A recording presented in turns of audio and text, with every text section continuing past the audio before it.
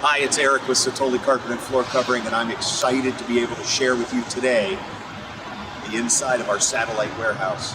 This is a warehouse in Cleveland. There are millions of square feet of carpet and floor covering inside. Come on, I'll show you. You can see behind me there are millions of square feet of carpet and tile and hardwood and laminate and luxury vinyl plank, all waiting to be shipped to Satolli Carpet and Floor Covering customers. Are you looking for a certain color?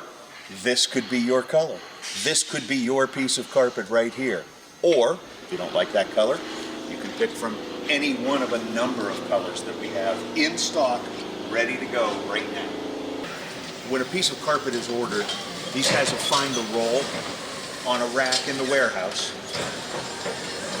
They'll pull that roll out and take it over to the cutting machine. There goes your roll of carpet.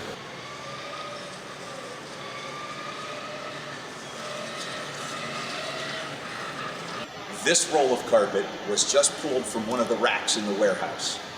It's brought over here to this machine where it will be cut down to room sizes for your home.